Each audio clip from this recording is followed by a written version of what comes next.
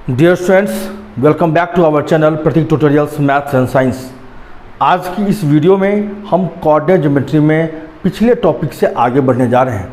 हमारी पिछली वीडियो में हमने abscissa, ordinate, Cartesian plane, quadrant, इन सब टॉपिक पर मैंने डिस्कस किया था और जहां मैंने डिस्टेंस फार्मूला पर भी स्पेशली डिस्कस किया था और उसे कैसे फाइंड करते हैं यह भी बताया था। और दो पॉइंट के बीच डिस्टेंस फार्मूला की हेल्प से हम कैसे डिस्टेंस फाइंड करेंगे इस पर भी मैंने डिस्कस किया था। तो अगर उस वीडियो को अभी तक नहीं देखे हो तो एक बार अवश्य देख लो। उम्मीद करता हूँ कि बेसिक जो कॉन्सेप्ट है वो तुम्हारा क्लियर हो जाएगा।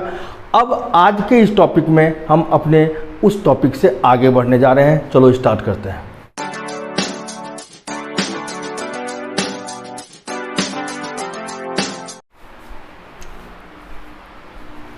स्टूडेंट्स, हमारे सामने क्वेश्चन है, determine the points 1, 5, 2, 3 and -2, 11 are collinear. तो मुझे इन पॉइंट्स को कॉलिनियर है या नहीं इस बात को शो करना है, लेकिन उससे पहले मुझे जानना होगा कि कॉलिनियर पॉइंट्स होते क्या हैं। तो 3 and more points, if 3 and more points lying on the same straight line, then the points are called collinear point। यानी अगर 3 या 3 से ज़्यादा पॉइंट्स एक ही स्ट्रेट लाइन पर हों तो उनको कॉलिनियर पॉइंट्स कहते हैं। सपोज दैट हमारे सामने एक स्ट्रेट लाइन है, गौर से देख लो, और इस स्ट्रेट लाइन पर अगर 3 पॉइंट्स हैं या उससे भी ज़्यादा पॉइंट्स हैं, तो अगर एक ही स्ट्रेट लाइन पर बहुत सारे पॉइंट्स हैं, अगर 2 पॉइंट्स हैं तो हम उसको कॉलिनियर नहीं कहेंगे, ठीक है। तो 2 पॉइंट्स हमेशा एक लाइन में ही होते हैं। अगर 2 से ज़्यादा पॉइंट्स हमारे सामने, 3 और मोर देन 3 पॉइंट्स अगर सेम स्ट्रेट लाइन पर बिलोंग्स कर रहे हैं, लाइज कर रहे हैं, तो इन पॉइंट्स को हम लोग कॉलिनियर पॉइंट्स कहते हैं। तो ध्यान देने वाली बात क्या है यहाँ पर कि हम इस क्वेश्चन को कैसे शो करेंगे, तो इस पर हम डिस्कस करने जा रहे हैं। सपोज दैट मान के चलो यहाँ चूँकि 3 पॉइंट्स हैं और हम 3 पॉइंट्स को ले रहे हैं, ठीक है। सपोज दैट ये ए है, ये बी है, ये सी है। ये तीनों पॉइंट्स कब होंगे कॉलिनियर?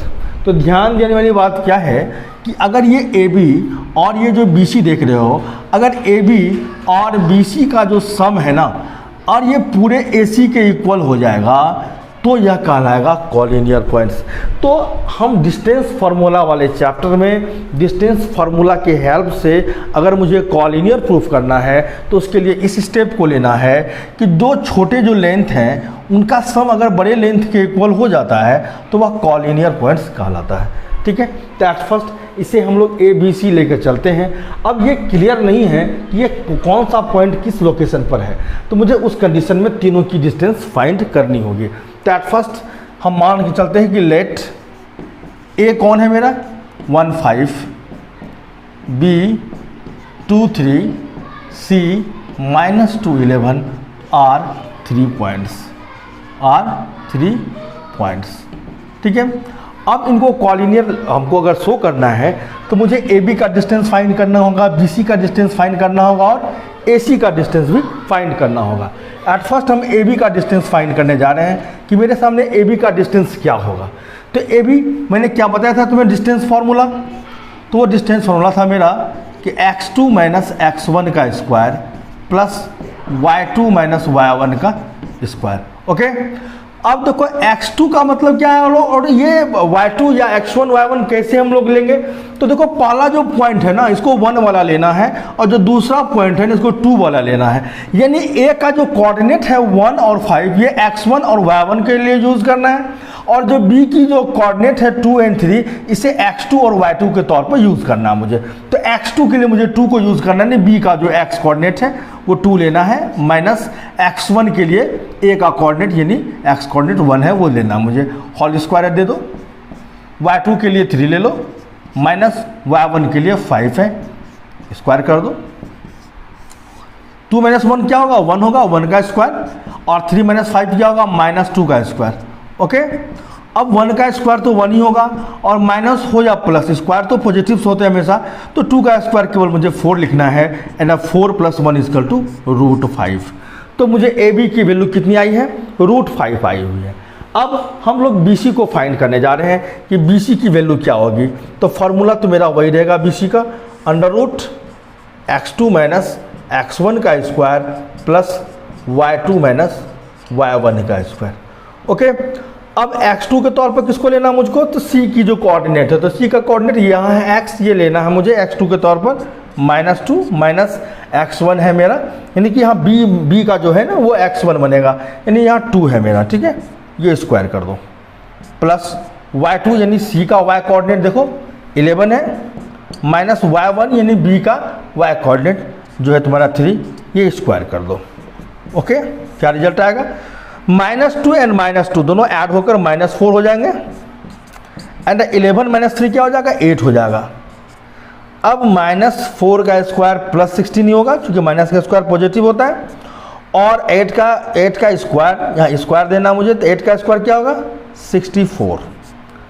ऐड कर लेते हैं दोनों को, क्या होता है देखो, 6 + 4 10, 6 + 1 7 + 1 8, रूट अंडर 80 आ रहा है। अगर इसको हम फैक्टराइज कर लें तो क्या होता है, 16 5 जा होता है ना, क्या होता है ये 16 5 जा, कितना होता है √80, 16 5 जा, और 6 देखो क्या, अब लिख भी देता हूँ मैं, चलो 16 × 5, और 16 का रूट क्या निकल जाएगा, 4 निकल जाएगा, और ये 5 जो है ना वो रूट में रह जाएगा, यानी 4√5। चूँकि एक टर्म मेरा √5 के टर्म में है, तो इसलिए दूसरे को भी √5 के टर्म में मैं लाया हूँ, ताकि एडिशन और सब्ट्रैक्शन आसान हो सके। अब मैं आगे की बात कर रहा हूँ, ए बी और बी सी फाइंड कर चुका हूँ, अब क्या फाइंड करना मुझे, तो ए सी बचा हुआ है, तो ए सी को फाइंड कर लेते हैं हम लोग। ए सी √ फार्मूला वही रहेगा, x2 - x1 का स्क्वायर प्लस y2 - y1 का स्क्वायर।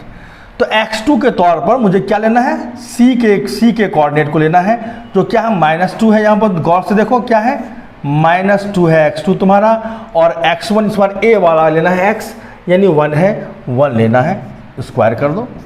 y2 कौन लेना, तो c का जो y है मेरा क्या है 11, माइनस y1 के तौर पर कर लेना, तो a का y तो क्या है 5, तो 5 का स्क्वायर कर लो। ओके, 2 - 1 क्या होगा, -3, दोनों ऐड होकर -3 का स्क्वायर हो जाएगा यहाँ पर, और 11 से 5 आगा तो क्या होगा, 6 का स्क्वायर होगा, ठीक है, -3 का स्क्वायर +9 होगा, और 6 का स्क्वायर 36, फाइनल रिजल्ट क्या आएगा 45, और 45 को हम क्या जानते हैं, 9 × 5 होता है 45, 9 का रूट क्या आ जाएगा, 3 निकल जाएगा बाहर, और ये √5 रह जाएगा, यानी कि AC की वैल्यू मुझे आई है 3√5। इसमें सबसे छोटा सबसे बड़ा कौन है, ये देखो, ये को 4√5 सबसे बड़ा है, ठीक है, और ये दोनों छोटे हैं। अगर इन दोनों का सम इसके बराबर हो जाएगा, दो छोटों का सम अगर बड़े के बराबर हो जाएगा ना, तो वो कॉलिनियर हो जाएगा। तो एट फर्स्ट हमको क्या दिखाना है कि AB और AC का सम BC के इक्वल है, ये शो करना है, ठीक है। तो AB + AC लेना है मुझको, क्या लेना है, यहाँ 9 लगा दो, और AB + AC को फाइंड करके देखो कि क्या आ रहा है तुम्हें। तो AB मुझे क्या आ रहा है, √5 आ रहा है, और AC कितना लाया हूँ मैं, 3√5, दोनों को ऐड कर देते हैं तो क्या आ जाता है 4√5, क्योंकि ये 1√5 है, ये 3√5, ऐड करते वक्त ये √5 तो क्या कॉमन हो जाता है, 3 + 1 4 हो जाएगा, तो 4√5 जो कि मेरी ABC की वैल्यू है, तो इसके जगह मुझे BC लिख देना है। यहाँ लिखेंगे since AB + AC = BC, therefore A बीच में रहेगा C, लास्ट में गया BC, यहाँ देखो कैसे। अब स्टेप क्या आ गया तुम्हारा, बड़ा कौन आ गया, BC, यानी B तुम्हारा कह रहा है यहाँ है, C वहाँ है, और तुम्हारा A है, यानी AB और AC का सम BC के इक्वल हुआ है। इसका मतलब BAC आर कॉलिनियर पॉइंट्स, ये क्या हो मुझे, therefore BAC are collinear points. तो इस प्रकार से यह मुझे कॉलिनियर पॉइंट्स शो हो चुका है। अगर तुम्हें 3 पॉइंट्स दिए गए हों और उन्हें कॉलिनियर शो करना हो, तो डिस्टेंस फार्मूला के हेल्प से हम कैसे शो करेंगे, उसका ये प्रोसेस है। हमें तीनों के पार्टिकुलर अलग अलग डिस्टेंस को फाइंड करना है, और 2 छोटे डिस्टेंस का सम अगर बड़े डिस्टेंस के इक्वल हो जाता है तो वह कॉलिनियर प्रूफ हो जाता है। इसे नोट कर लो। अब हम अपने अगले क्वेश्चन में आ रहे हैं।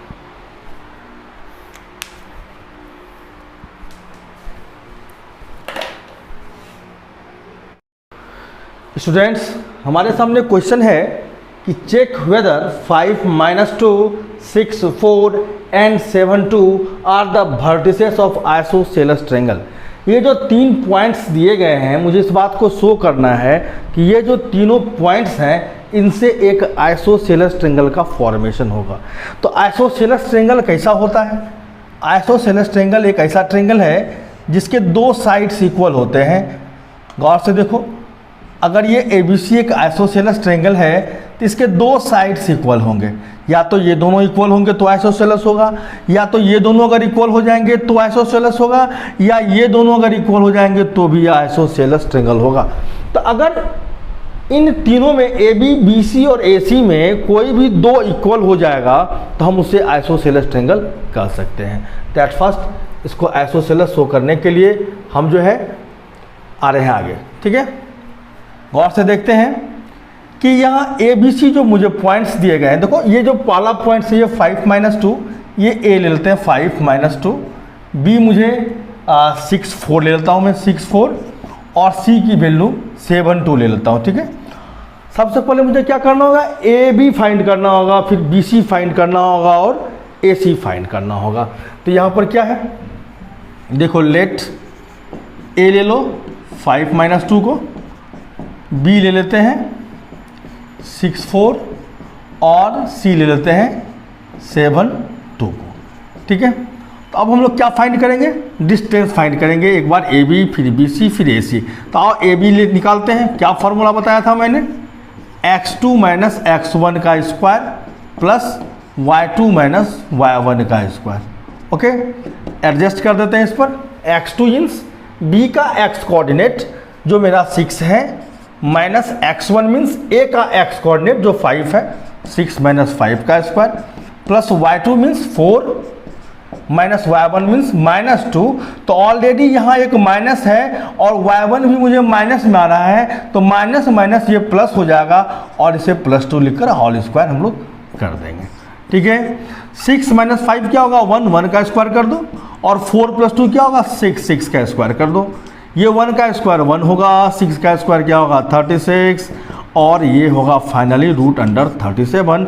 और 37 का रूट तो फाइंड नहीं होगा, तो इसको यही छोड़ देना। ठीक है, अब हम लोग BC फाइंड करते हैं। क्या फाइंड करेंगे, BC। तो BC फार्मूला वही रहेगा मेरा, x2 - x1 का स्क्वायर प्लस y2 - y1 का स्क्वायर। तो अब x2 में क्या लेना है मुझे, तो C का x कोऑर्डिनेट देख लो क्या है, 7 है, 7 ले लो, माइनस x1 में B का x कोऑर्डिनेट लेना है जो कि 6 है, तो 6 ले लो यहाँ पर। ठीक है, y2 C का y कोऑर्डिनेट जो कि मेरा 2 है, माइनस y1 यहाँ पर B का जो y कोऑर्डिनेट है जो कि 4 है, 4 ले लेना है, स्क्वायर कर दो। अब 7 - 6 तो 1 ही होगा, 1 का स्क्वायर, और 2 - 4 क्या होगा, 2 - 4 दैट मीन्स -2 होगा, और -2 का स्क्वायर, ये 1 का स्क्वायर 1 होगा, और -2 का स्क्वायर क्या होगा, +4 ही होगा ना। तो यहाँ पर ऑलरेडी प्लस से मल्टीप्लाई होकर +4 ही रहेगा, ये आ रहा है √5। ठीक है, AB और BC फाइंड कर लिया हूँ। अब AC फाइंड करके देखता हूँ ये आइसोसेलेस है या नहीं है। AC फाइंड करने जा रहे हैं। क्या फाइंड करेंगे, AC फार्मूला वही रहेगा, x2 - x1 का स्क्वायर, x2 - x1 का स्क्वायर प्लस y2 - y1 का स्क्वायर।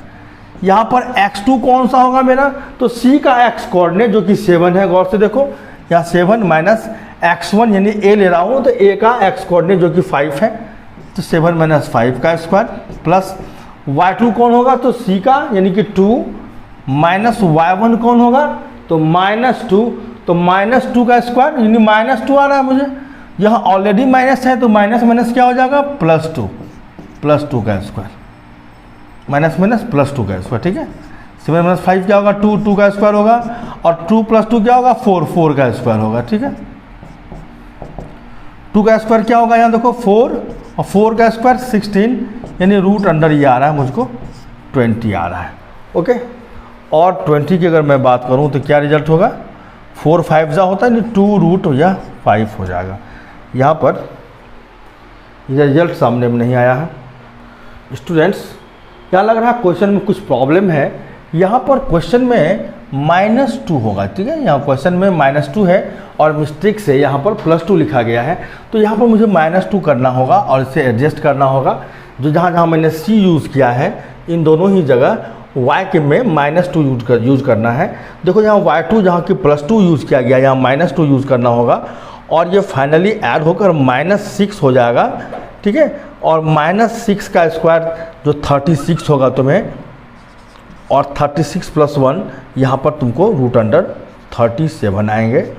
और उसके बाद यहाँ पर भी -2 यूज होगा, जो तुम्हारा AC में जो तुम्हारा y2 है वो -2 के तौर पर यहाँ -2 यूज होगा, और -2 और +2 यहाँ तुम्हारे कैंसिल हो जाएंगे, यानी कि फाइनली यहाँ 0 हो जाएगा तुम्हें। और 0 का स्क्वायर तुम जानते हो कि 0 ही होता है, तो 2 का यानी कि यहाँ पर 4 + 0 4 हो गया, जिसका रूट जो है ना वो तुम्हें 2 आ जाएगा। क्या आ जाएगा? 2 आ जाएगा, यानी इसका √2 आएगा तुमको। तो यहाँ तुम देख सकते हो कि AB की वैल्यू √37 आई है, BC की वैल्यू भी √37 आई है, और AC की वैल्यू 2 आई है। तो दो साइड्स हमारे इक्वल हो चुके हैं। यहाँ केवल मुझे लिखना होगा कि since AB = AC, therefore ABC is an isosceles triangle, ठीक है, आइसोसेलेस ट्रायंगल। और इस तरह से मुझे यह बातें प्रूफ हो चुकी है।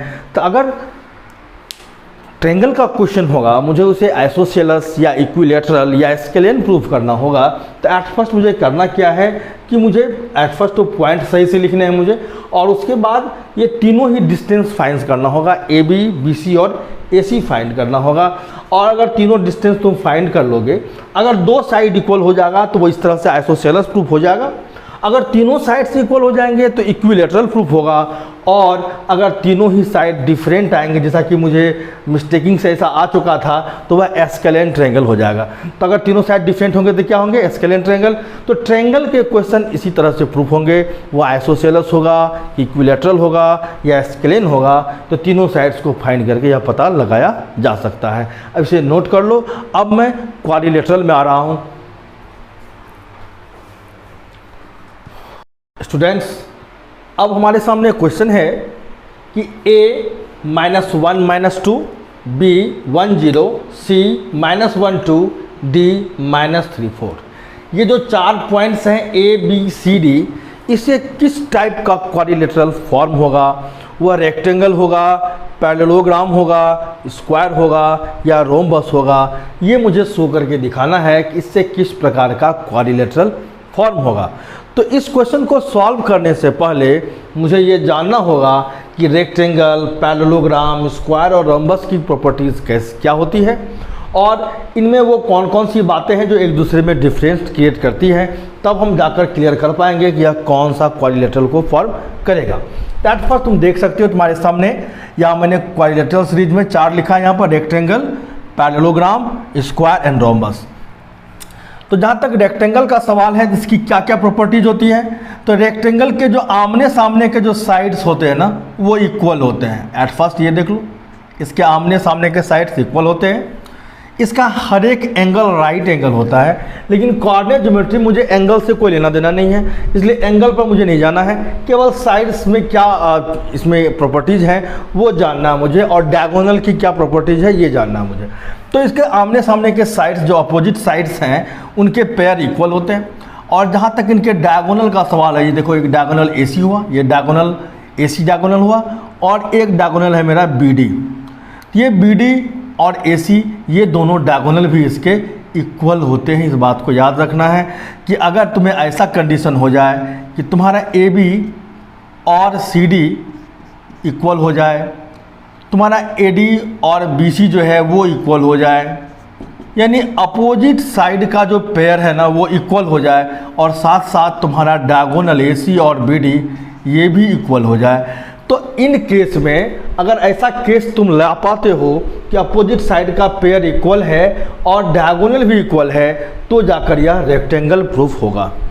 अब जहाँ तक पैरेललोग्राम की बात है, तो वो क्या डिफरेंस है दोनों में, हम उसको देखें। तो पैरेललोग्राम के भी जो अपोजिट साइड्स होते हैं ना वो इक्वल होते हैं, लेकिन इसके डायगोनल इक्वल नहीं होते। एक डायगोनल बड़ा होता है और एक डायगोनल छोटा होता है। यानी इसमें तुम्हें क्या केस लाना होगा कि AB अगर CD के इक्वल है, BC तुम्हारा अगर AD के इक्वल है, और डायगोनल AC जो है ना वो डायगोनल BD के अनइक्वल है। अगर ऐसा केस तुम ला पाते हो, कि अपोजिट साइड का पेयर इक्वल, डायगोनल अनइक्वल, यानी अगर ये केस तुम ले आओगे तो वह पैरेललोग्राम प्रूफ हो जाएगा। जहाँ तक स्क्वायर की बात है, स्क्वायर के चारों ही साइड इक्वल होते हैं और इसके डायगोनल भी इक्वल होते हैं, इसके डायगोनल भी इक्वल होते हैं आपस में। तो ध्यान देने वाली बात क्या है कि इसके चारों साइड इक्वल होते हैं। यानी अगर तुम्हारे सामने ऐसा केस आ गया कि A B is equal to B C is equal to C D is equal to A D, यानी चारों साइड को तुमने इक्वल दिखा दिया और साथ ही साथ तुमने यह भी दिखा दिया कि ए सी और बी डी दोनों डायगोनल इक्वल हैं, तो यह स्क्वायर प्रूफ हो जाएगा। ठीक है, यानी चारों साइड का पेज जो है वह इक्वल हो और डायगोनल इक्वल हो तो वह कौन सा होगा, क्वाड्रिलेटरल स्क्वायर होगा। और जहाँ तक रोम्बस का सवाल है तो रोम्बस के भी चारों साइड इक्वल होते हैं लेकिन इसके डायगोनल इक्वल नहीं होते। ये डिफरेंस है रोम्बस और स्क्वायर में।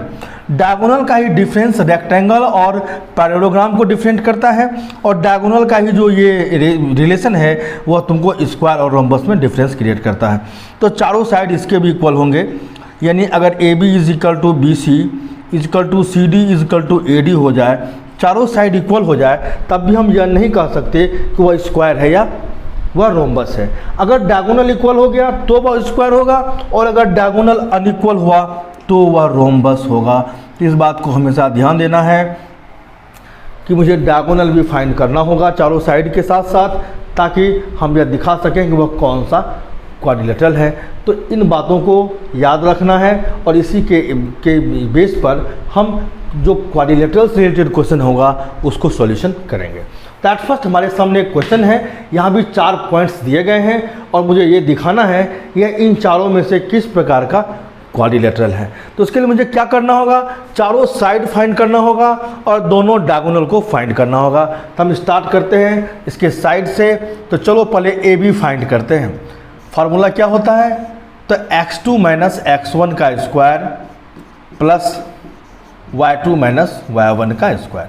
अब यहाँ पर अपना x2 ले लो जो b का है तुम्हारा, यानी 1 माइनस x1 कितना है, -1, तो यहाँ माइनस और वो भी माइनस, तो माइनस माइनस क्या हो जाएगा, +1। y2 तुम्हारा क्या है 0 माइनस y1 कितना है -2, तो माइनस माइनस क्या हो जाएगा +2। स्क्वायर कर देते हैं, 1 + 1 हो जाएगा 2, 2 का स्क्वायर, और 0 + 2 भी तुम्हारा होगा 2 का स्क्वायर। तो ये क्या हो जाएगा तुमको, 2 का स्क्वायर प्लस 2 का स्क्वायर, दैट मीन्स 2 × 2 का स्क्वायर। तो 2 का स्क्वायर जो है इसका √2 आ जाएगा बाहर और ये 2 रूट के अंदर रह जाएगा। तो 2√2 तुम्हारा ए बी की वैल्यू आ रही है। ठीक है, अब हम लोग बी सी को फाइंड करें कि बी सी क्या आ रहा है। फॉर्मूला वही रहेगा, x2 माइनस x1 का square plus y2 minus y1 का स्क्वायर। अब x2 ले लो, यहाँ पर c तुम्हारा x2 होगा और y2, और b तुम्हारा x1 और y1 होगा। तो सी में ये x2 तुम्हारा कितना है -1 माइनस x1 कितना है, तो 1 का स्क्वायर प्लस y2 कितना है, तुम गौर से देखो, y2 तुम्हारा यहाँ पर जो है 2 है, माइनस y1 कितना है 0, स्क्वायर कर दो, -1 और -1 -2 का स्क्वायर होगा, और 2 - 0 तो 2 ही हुआ, 2 का स्क्वायर होगा। तो ऑलरेडी गौर से देखो, ये भी 4, ये भी 4, 4 क्या हो जाएगा √8, और 8 का फैक्टर क्या होगा, यानी कि ये भी हो जाएगा तुमको 2√2, यानी 2 × 2 है, तो 2 को 2 का 1 को 2 बाहर आ जाएगा, तो 2√2 हो जाएगा। तो ये इस तरह से मैंने बी सी फाइंड किया। Okay, A B B C मैंने फाइंड कर लिया। अब मैं अपना ए सी फाइंड करने जा रहा हूँ। गौर से देखो, ए बी बी सी, उसके बाद सी डी फाइंड कर लेता हूँ पहले। ठीक है, क्या कर रहा हूँ मैं, सी डी फाइंड करता हूँ। ठीक है, तो सी डी में आते हैं हम लोग। डी मेरा होगा x2 y2 और सी होगा मेरा x1 y1। फार्मूला वही होगा, x2 माइनस x1 का स्क्वायर प्लस, बार बार फार्मूला लिखने से क्या होता है कि फार्मूला याद रहता है, याद हो जाता है। तो फार्मूला को बार बार लिखने का अभ्यास करना है मुझे। x2 कितना है मुझे, d का वैल्यू देखो, d में आ जाओ, ये है तुम्हारा x2। ठीक है, तो ये है -3 माइनस x1 कितना है, देखो x1 c वाला लेना है मुझे, तो c है -1, तो वो माइनस से मल्टीप्लाई होकर हो जाएगा +1। ठीक है, प्लस y2 कितना है, तो d का y देख लो 0 है तुम्हारा, माइनस y1 यानी कि c का y देख लो, वो है 2, स्क्वायर डाल दो, अंडर रूट। अब -3 + 1 रिजल्ट क्या हो जाएगा, -2 का स्क्वायर, और 0 - 2 भी क्या होगा, -2 का स्क्वायर ऑलरेडी। अब यहाँ पर हम आगे बढ़ रहे हैं,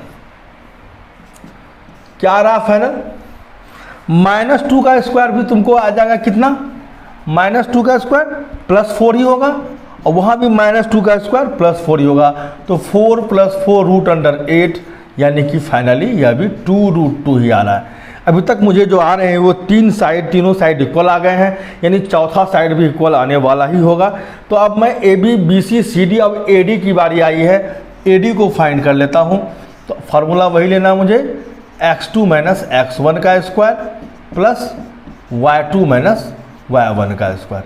ओके, तो x2 की जहाँ तक बात है, वो d वाला जो टर्म है वो मेरा x2 और y2 का होगा। तो d देख लो कितना है, यहाँ तुम्हारा -3 है, x2 ले लो, -x1 इस बार a से लेना है मुझे, जो कि -1 है, और माइनस से मल्टीप्लाई होकर +1 होने वाला है, प्लस y2 यानी d का y कितना है देख लो 0, माइनस y1 जो कि a का y लेना है मुझको -2, वो माइनस से मल्टीप्लाई होकर +2 बनेगा।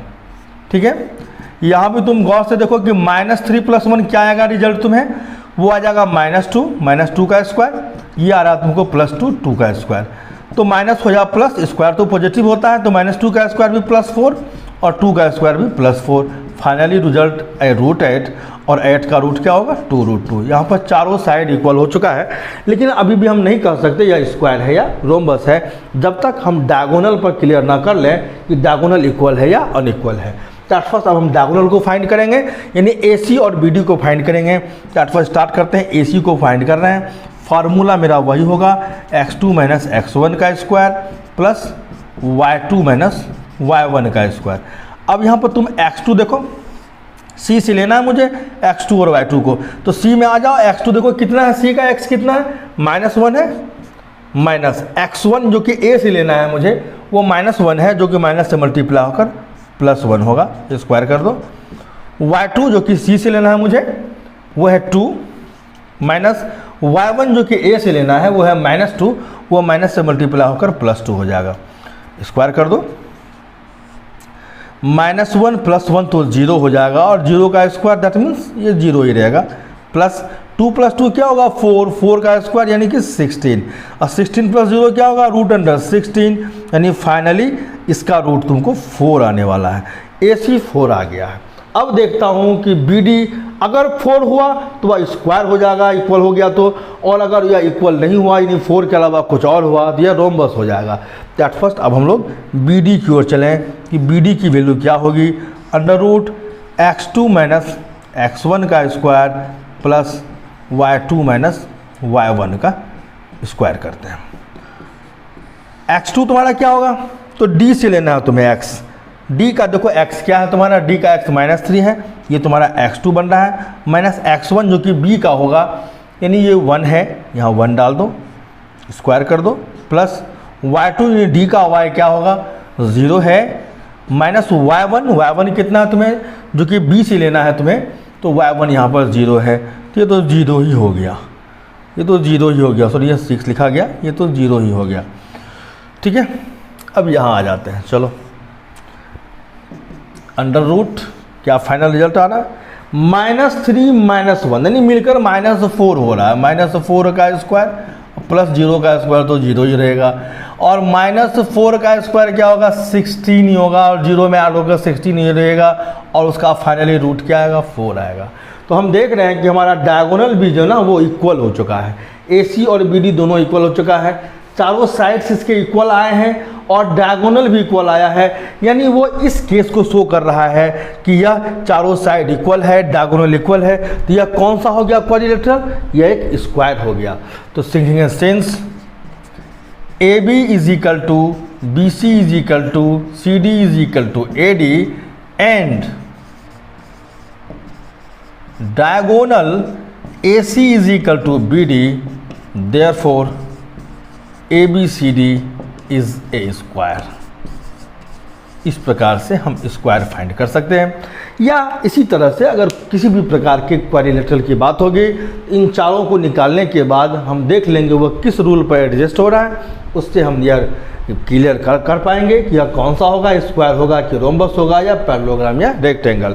तो उम्मीद करता हूँ इस प्रकार के किसी भी सवाल को तुम बना सकते हो। चारों साइड निकालना है, दोनों डायगोनल निकालना है, और इन चारों में से जिस भी केस पर वह एडजस्ट होगा वह वही क्वाड्रिलेटरल होगा। इसे नोट कर लो। अब मैं कुछ दूसरे क्वेश्चन पर डिस्कस करने जा रहा हूँ। पलक तो बहुत लंबा होते जाएगा पलक।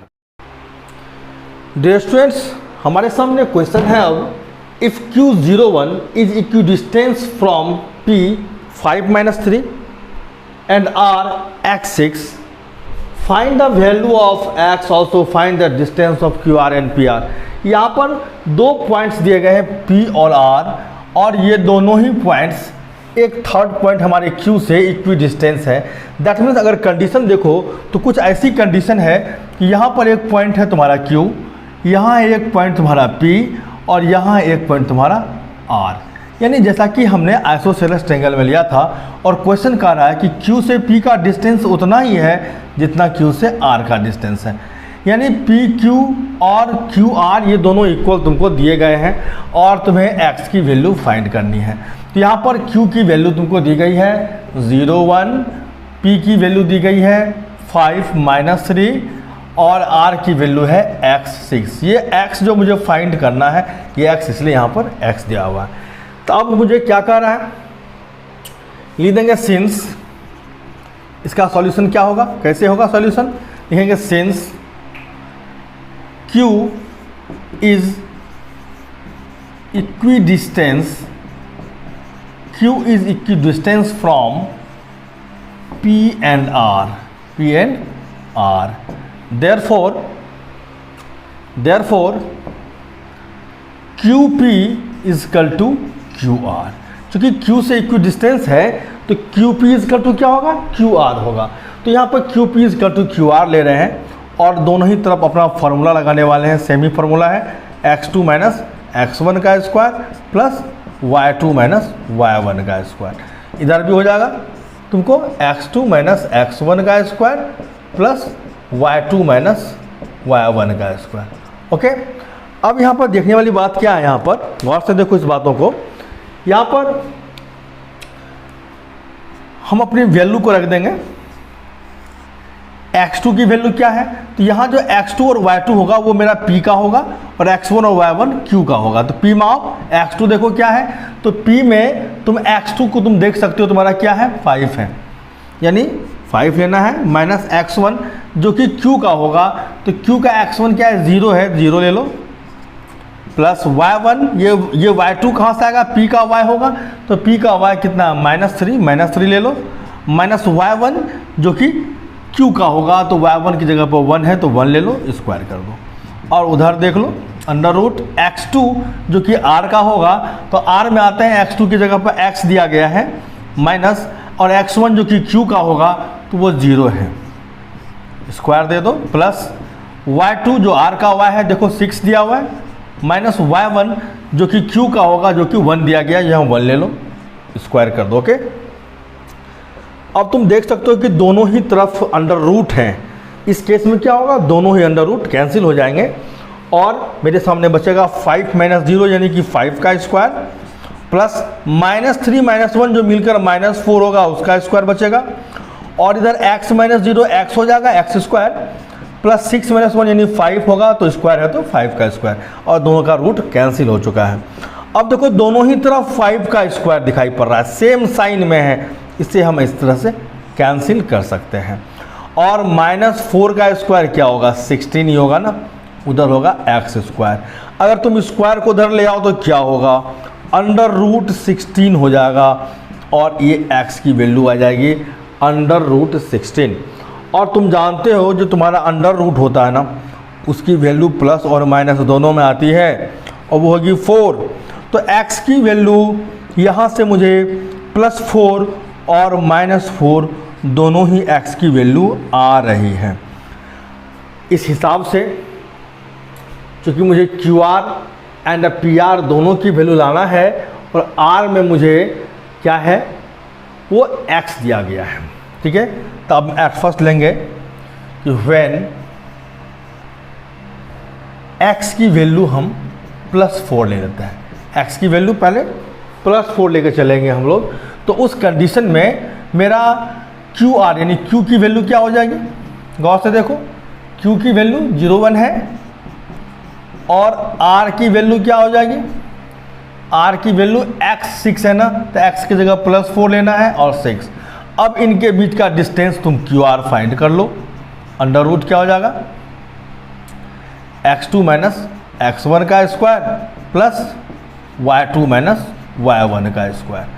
अब क्या होगा, यहाँ से x2 तुम्हारा क्या होगा, देखो r का x लेना जो कि 4 है, माइनस x1 तुम्हारा 0 होगा, 0 का स्क्वायर, प्लस y2 तुम्हारा क्या देखो 6 है, माइनस y1 कितना है 1, 1 का स्क्वायर कर दो यहाँ पर, और 4 माइनस 0 तो 4 का स्क्वायर, और 6 माइनस 1 यानी 5 का स्क्वायर, 4 का स्क्वायर 16, 5 का स्क्वायर 25, फाइनली रूट अंडर 41 आएगा। इस तरह से तुम QR फाइंड करोगे, ठीक है। और एक बार तुम अपना PR को यहाँ से तुम फाइंड कर सकते हो, फार्मूला ले लो, वही x2 माइनस x1 का स्क्वायर और प्लस y2 माइनस y1 का स्क्वायर। ओके, तो x2 तुम्हारा क्या है, यहाँ पर r का x लेना है तुमको जो कि 4 है, माइनस x1 जो कि p का लेना है तुमको, वो है 5, 4 माइनस 5 का स्क्वायर, प्लस y2 जो कि r का y है तुम्हारा 6, माइनस y1 क्या है तुम्हारा, गौर से देखो, y1 की जगह पर कौन लोगे तुम, तो ये p का y, देखो p का y कितना -3 जो कि माइनस से मल्टीप्लाई होकर +3 बन जाएगा। ओके, 4 माइनस 5 तो 1 ही होगा, यानी -1 का स्क्वायर, और 6 + 3 9 का स्क्वायर, और -1 का स्क्वायर 1, 9 का स्क्वायर 81, और फाइनली रूट अंडर 82 होगा। कोई ज़्यादा फ़ायदा नहीं मिल रहा तुमको, ये रूट अंडर 82 रहेगा। यानी जब x की वैल्यू +4 लोगे तो QR और PR की वैल्यू ये आएगी, ऑफ व्हेन x = -4 लेंगे अगर हम लोग, तो इसी तरह से वैल्यू निकाल सकते हैं। तो उस जगह पर तुम्हारा R का वैल्यू क्या हो जाएगा, तो 4 6 की जगह -4 6 होगा। बाकी Q तुम्हारा जो है वह 0 1 ही है, और P तुम्हारा जो है वो 5 - 3 रहेगा। और फाइनली QR की वैल्यू तुमको फाइंड कर लेना है खुद से, और PR की वैल्यू भी यहाँ पर तुमको फाइंड कर लेना है। ओके, तो इसी तरह से तुम फाइंड कर लोगे वैल्यू को, अगर x की वैल्यू -4 रहेगी और तुम अपने आंसर तक पहुंच जाओगे। तो उम्मीद करता हूं यह सवाल तुमको समझ में आ गया होगा। स्टूडेंट्स, इस तरह के बहुत प्रकार के questions examination point of view से बहुत इंपॉर्टेंट हैं। इन सभी क्वेश्चनों को सावधानी से एक एक क्वेश्चन को चुन चुन कर बनाना है। डियर स्टूडेंट्स, अब हम क्वेश्चन पर डिस्कस करने जा रहे हैं कि find the point on the x axis which is equidistance from 2 - 5 and -2 9। तो इस प्रकार के क्वेश्चंस आ सकते हैं, और ये ऑब्जेक्टिव सब्जेक्टिव सब प्रकार के में यह क्वेश्चन आ सकता है। यहाँ पर find the point on x axis है, x एक्सिस की जगह y एक्सिस से रिलेटेड भी क्वेश्चन आ सकता है। तो मैंने अपने कुछ पिछले वीडियोज़ में इस बात को समझाया है कि जब भी कोई पॉइंट x एक्सिस पर होता है तो उसका y कोऑर्डिनेट 0 हो जाता है, या अगर पॉइंट y एक्सिस पर है तो उसका x कोऑर्डिनेट 0 होता है। तो आज इनका हमको इस्तेमाल यहाँ पर करना है। तो एट फर्स्ट मुझे इस पॉइंट जो x एक्सिस पर है उसको कुछ मानना पड़ेगा, उसको कुछ लेट कर लेते हैं हम लोग। Let the point on x axis is x, चूँकि x एक्सिस पर है तो इसके x कोऑर्डिनेट को x मान लेते हैं और y कोऑर्डिनेट इसका 0 हो जाएगा, और उस पॉइंट का नाम मान के चल रहे हम लोग x है।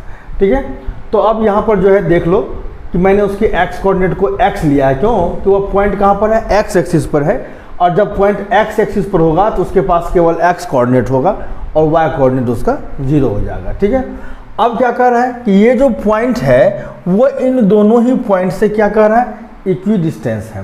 तो एट फर्स्ट इसको मान लेते हैं हम लोग a, एक को मान लेते हैं b। ठीक है, let a is equal to 2 - 5 and b is equal to -2 9। ठीक है, अकॉर्डिंग टू क्वेश्चन क्या कर रहा हूं हम लोगों को कि x से a का डिस्टेंस उतना ही है जितना x से b का डिस्टेंस है, that means X A is equal to X B. ऐसा क्वेश्चन मुझे कह रहा है। अब यहाँ पर मुझे फार्मूला लेकर चलना होगा एक्स ए का, तो फार्मूला तो वही होगा डिस्टेंस फार्मूला का, x2 माइनस x1 का whole square plus y2 minus y1 का होल स्क्वायर।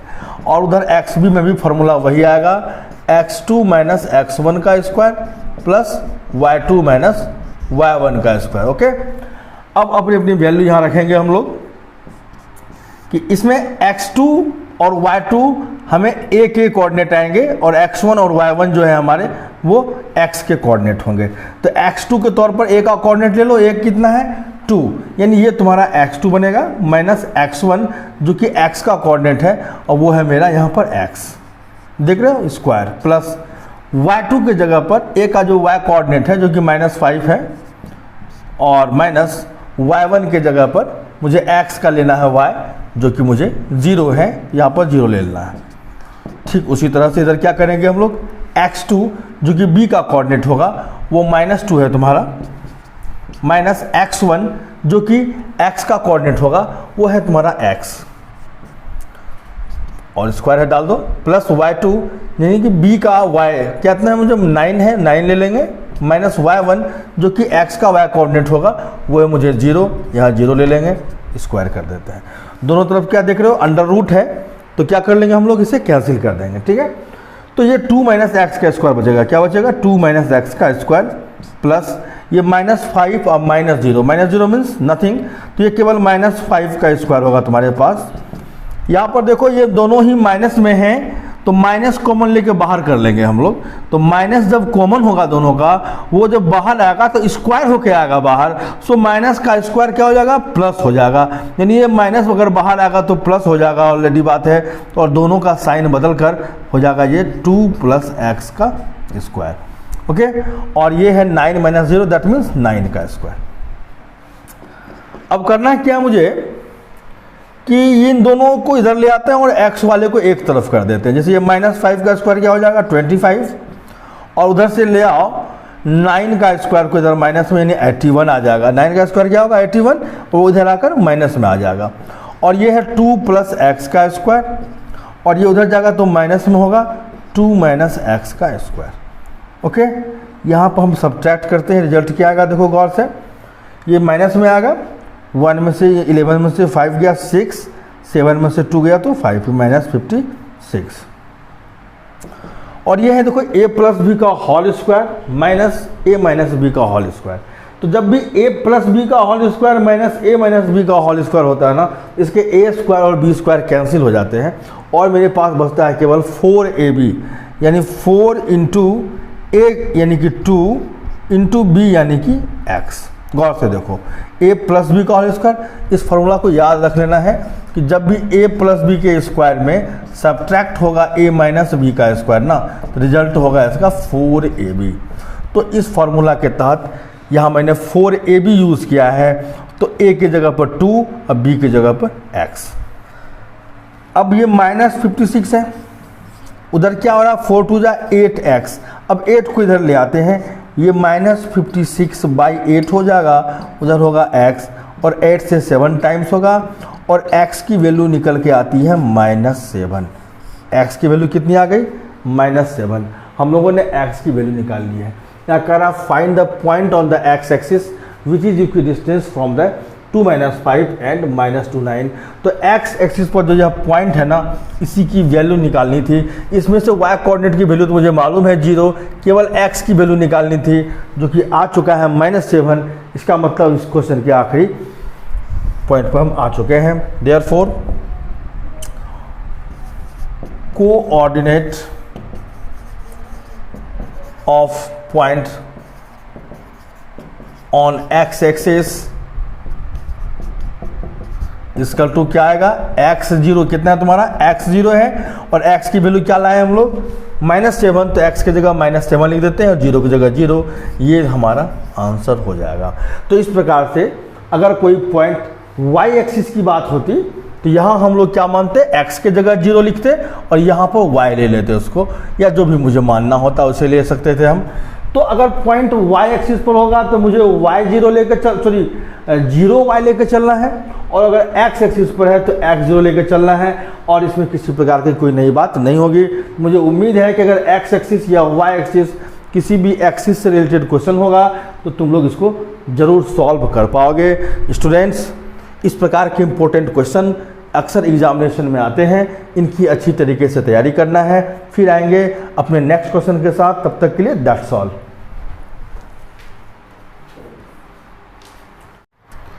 स्टूडेंट्स, अब एक क्वेश्चन हमारे सामने है, if the points A 4 3 and B x 5 lie on a circle with center O 2 3 find the value of x। तो यहाँ पर एक क्वेश्चन जो है जो सर्किल से रिलेटेड है, और ये क्वेश्चन क्या कह रहा है हमको कि एक सर्किल है, गौर से देखो क्या है, एक सर्किल है और इस सर्किल का एक सेंटर है और जो सेंटर हमारा है विद द सेंटर O है, इसका सेंटर क्या है, O है, और जिसकी कोऑर्डिनेट है 2 3, क्या है 2 3, और दो पॉइंट्स हैं A एंड B जो कि सर्किल पर कहीं लाइज कर रहे हैं। मान के चलते हैं कि मेरा A यहाँ है और मान के चलो कि B यहाँ है, ठीक है, और A की कोऑर्डिनेट मुझे दी गई है यहाँ पर देखो 4 3, और जो B की कोऑर्डिनेट है वो क्या है x 5। ऐसा क्वेश्चन कह रहा है, केवल इतना कह रहा है कि एक सर्किल है, दो पॉइंट्स हैं A एंड B जो कि सर्किल पर लाइज कर रहे हैं, और इसका सेंटर O है जिसकी कोऑर्डिनेट 2 3 है, और कह रहा है x की वैल्यू फाइंड करो। तो बहुत ही सिंपल सा क्वेश्चन है, क्योंकि हम जानते हैं कि जो सेंटर से सरकमफ्रेंस तक का जो डिस्टेंस होता है ना, वो हर जगह एक समान होता है और इसी को रेडियस कहा जाता है। तो ये जो OA है यह भी रेडियस होगा, और ये जो OB है ना यह भी रेडियस होगा। तो सेंटर से सरकमफ्रेंस के किसी भी पॉइंट का जो डिस्टेंस होता है वो इक्वल होता है, इक्वी डिस्टेंस होता है, और इस डिस्टेंस को क्या कहते हैं हम लोग, रेडियस कहते हैं। तो ये दोनों इक्वल होगा। तो सीधी सी बात है कि इस केस में मुझे OA इक्वल टू OB लेकर चलना है, ठीक है। अब यहाँ पर हम सॉल्यूशन में आएंगे, लिख देंगे सिंस, या सिंस का सिंबल दे देते हैं, since A and B are lies on a circle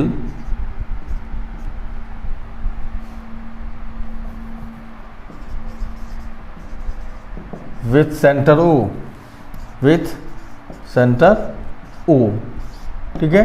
therefore OA is equal to OB। ये स्टेप मुझे लेना होगा कि O से A का डिस्टेंस और O से B का डिस्टेंस इक्वल होगा, और यहाँ पर OA की वैल्यू लगाओ, फिर उधर OB की वैल्यू हम लोग रखेंगे। तो OA की जहाँ तक बात है तो O होगा मेरा x1 y1 और A होगा मेरा x2 y2। तो A यानी कि x2, फॉर्मूला क्या होता है, x2 माइनस x1 का square plus y2 minus y1 का स्क्वायर, और यहाँ पर फॉर्मूला होगा वही x2 माइनस x1 का square plus y2 minus y1 का स्क्वायर। लेकिन x2 x1 और y2 y1 दोनों के डिफरेंट हैं। अंडर रूट x2 जो कि A का x होगा मुझे, तो A का x है मुझे 4, माइनस x1 जो कि O का होगा, तो O का जो x1 है यानी x है वो 2 है मेरा, तो 4 माइनस 2 का स्क्वायर प्लस y2 जो कि A का y है जो कि 3 है, माइनस y1 जो कि O का y है यानी कि 3 है, ये भी ये स्क्वायर हो जाएगा 3 माइनस 3 का। अब इधर आते हैं, x2 मेरा जो कि B का है x कोऑर्डिनेट, गौर से देखो B का x कोऑर्डिनेट x है, माइनस x1 जो कि O का है तो वह 2 है, और y2 की बात करें जो कि B की y है तो वो मुझे है 5, माइनस y1 की बात करें तो जो y1 किसका होगा वो O का होगा, तो वो क्या होगा 3, स्क्वायर चढ़ा दो। अब देखो दोनों ही तरफ अंडर रूट है तो वो क्या हो जाएंगे, कैंसिल हो जाएंगे, और 4 माइनस 2 क्या होगा 2, 2 का स्क्वायर, और ये 3 माइनस 3 क्या होगा 0, और 0 का स्क्वायर तो 0 ही रहेगा। x माइनस 2 का स्क्वायर को रहने देते हैं, अभी कुछ नहीं कर रहे हैं इसके साथ, और ये 5 माइनस 3 क्या होगा 2, 2 का स्क्वायर होगा, 2 का स्क्वायर इस पर डाल देते हैं। तो ऑलरेडी तुम देखोगे कि ये 2 का स्क्वायर जो है ना वो दोनों ही तरफ है, तो क्या हो जाएगा रिजल्ट, ये कैंसिल हो जाएगा, दोनों सेम साइन में है। तो x माइनस 2 का जो स्क्वायर है ना इसकी वैल्यू 0 आ जाती है, क्या आ जाती है जीरो आ जाती है, और स्क्वायर को उधर कर देंगे तो जीरो का रूट होगा, और जीरो का रूट क्या हो जाएगा, जीरो ही हो जाएगा। अब -2 को उधर कर देते हैं तो ये -2 हो जाएगा उधर +2, तो x की वैल्यू क्या निकल के आई मेरे सामने, 2 निकल के आई है। तो x की वैल्यू हम फाइंड कर चुके हैं। अब यहाँ फाइनली लिख देना है कि हैंस x = जो हम 2 निकाले हैं ये मेरा आंसर हो गया। तो इस प्रकार से हम इसे सॉल्व कर सकते हैं। ये बहुत ही आसान सा प्रश्न है।